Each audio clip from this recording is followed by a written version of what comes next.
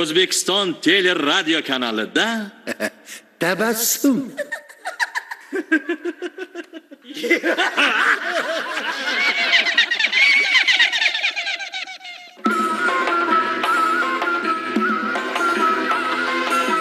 Tabassum ustaxonasidan gapiramiz.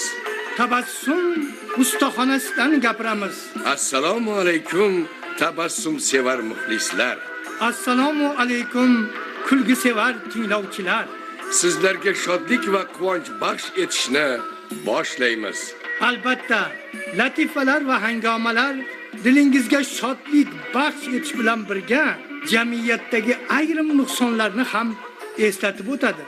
Bu nuqsonlardan xoli bo'lish uchun to'g'ri yo'lni tanlash, insonmiz, insonga xos fazilatlarga ega bo'lishimiz shart. Keling, afandi latifalarni tinglab, o'zingiz xulosa chiqaring.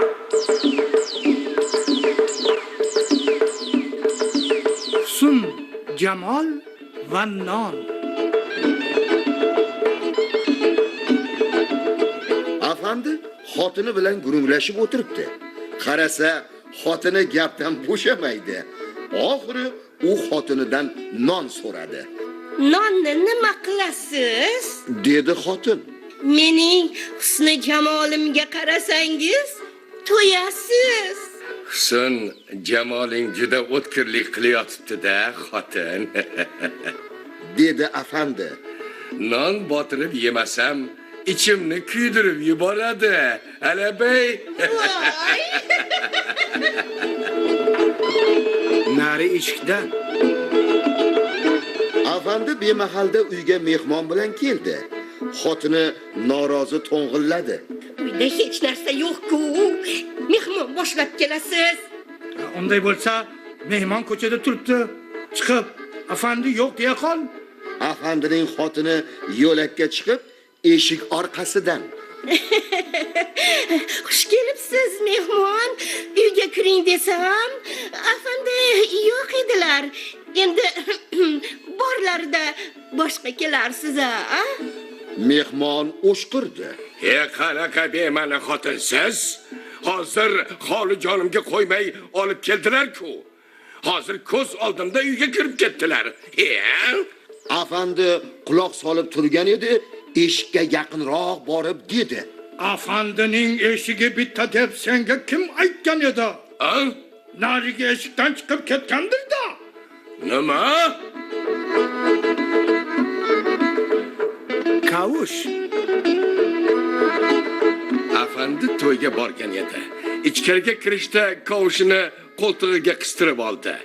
To'y boshi afandini sekin turtib, Kavshingiz dahlizda turaverar edi-ku, dedi. Yo'q, Dedi afandi. kavushimning yomon fe'li bor. Xo'sh, Kim yur desa, o'rniga eski kavushni qo'yib ketaveradi. ola. Nima bo'ldi ekan-a? Afandi kechasi bir o'rtog'i bilan o'g'irlikka chiqdi-da, unga dedi. Sen tarvuz polizga bor. Men boqqa kirib olma olaman. Ikkalamiz g'animatlarni birga bo'lib olamiz, Sherigi rozi bo'ldi. Ikkalasi jo'nadi. Afandi bir boqqa kirib, qopni to'ldirib ko'taraman deb turganda, bog'bon kelib ushlab oldi. Agar shartimga ko'nmasang, olmani bo'yningga ortib, qishloq aylantirib sazoyi qilaman. Shartingni ayt. Shu olmalarni eng kattasini tanlab og'zingga tiqaman. Afandi rozi bo'ldi. Bog'bon afandining og'ziga olma tiqdi. Olma zo'r bo'lganidan afandining og'zi yirtilgudek bo'lib og'ridi. Bu holni ko'rib, u aytar edi. Olmaga og'iz shunchalik og'risa, tarvuzga ketgan bechoraning holi nima bo'ldi ekan?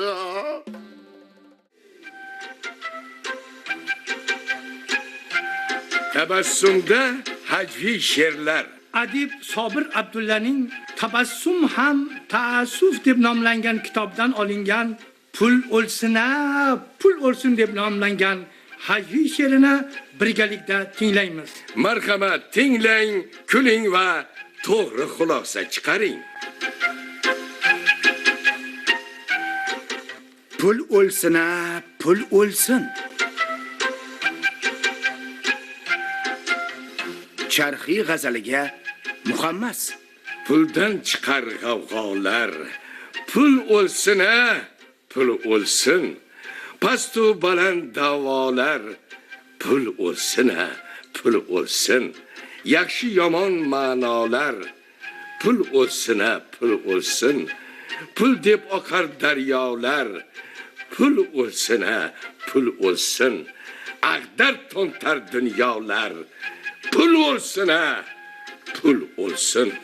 Birov bor pul bilan shod, birovi motamsaro, birov bunga mubtalo, birov unga mubtalo. Pul ko'p bo'lsa bir balo, pul oz bo'lsa bir balo. Qo'lga keltirgan dunyo usti asaldir ammo ta'mi zuhum halollar. Pul o'lsin-a, pul o'lsin. Pulsizmisan ey do'stim? Do'stlar kelmas qoshingga. Uzoq bo'lib tuyulding yaqin qarindoshingga. Agar puling ko'p bo'lsa, hech kim tegmay g'ashingga, nazar solmay yoshingga, chiqib olib boshingga solar ne savdolar. Pul o'lsin-a, pul o'lsin. Tabassumda nordon luqmalar.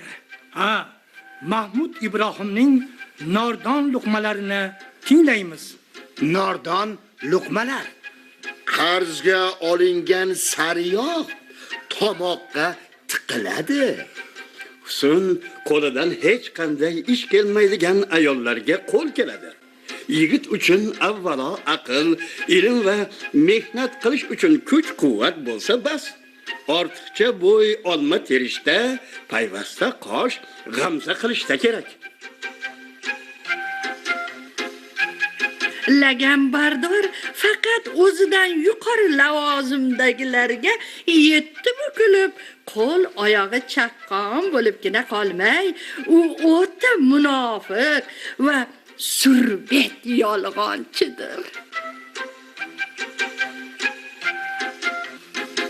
Ig'vogar boshqalarni ham o'ziga o'xshagan deb o'ylagani uchun dunyoda yomon odam ko'p deydi.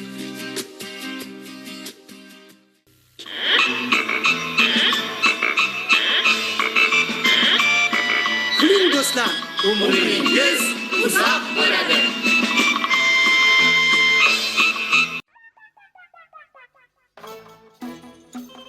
Tabassumda qatra xandalar. Marhamat, tinglab, orom olinglar.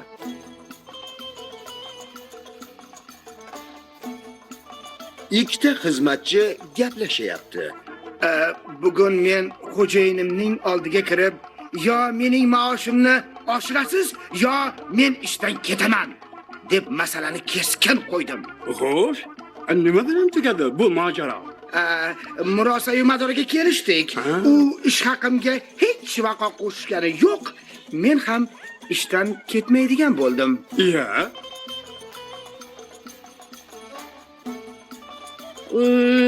Xonim, eringizga tinchlik kerak. Sirayam hayajonlanmasin. Yaxshi, doktor, lekin men yangi palto olmasam hech iloji yo'q. Voy, Bir odam ko'prik ustida turib, daryoni suratga olyapti. Birdan uning oldiga yugurib kelgan ayol deydi: ana bu yerda bir odam cho'kib ketyapti. Ya, ko'p afsus xonim. Plyonkam tugab qoldi deng. Voy, Temir yo'l qurayotgan bir injener dehqonning uyiga kirib, xo'jayinga debdi: temir yo'li ayni sizning uyingiz orqali o'tadi. Marhamat, qarshiligim yo'q. Lekin har gal poyezd kelganida meni eshikni ochib, yopib turadi deb o'ylasangiz, adashasiz.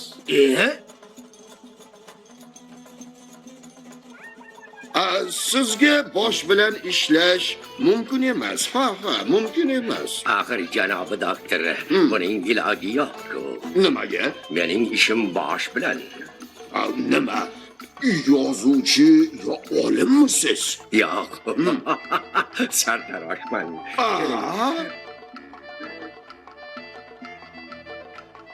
Endi sira ham xotinim bilan hayvonot bog'iga bormayman.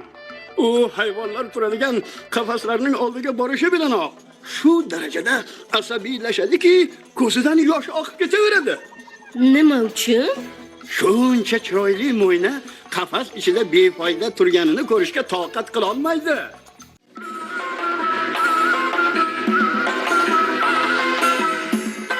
Aziz tabassumning qadrli tinglovchilari, hamisha shodlik va quvonch qalbingizni tark etmasin. Sizlarga bugun tabassum ulashganlar. Muallif Sherali Hojiyev, rejissyor Gulchehra G'iyosova, Ovoz operatori Sevara Yunusova, qatnashuvchilar Sanobar Qodirova, Shohida Soliyeva, Mansur Xoliqov, Farhod Xudoyberdiyev, Ahmadjon Mirzayevlar dasturni Boyir Xolmirzayev hamda Sherali Hojiyevlar olib borishdi. yana havo mavjlarida g'oyibona uchrashguncha Omon bo'ling.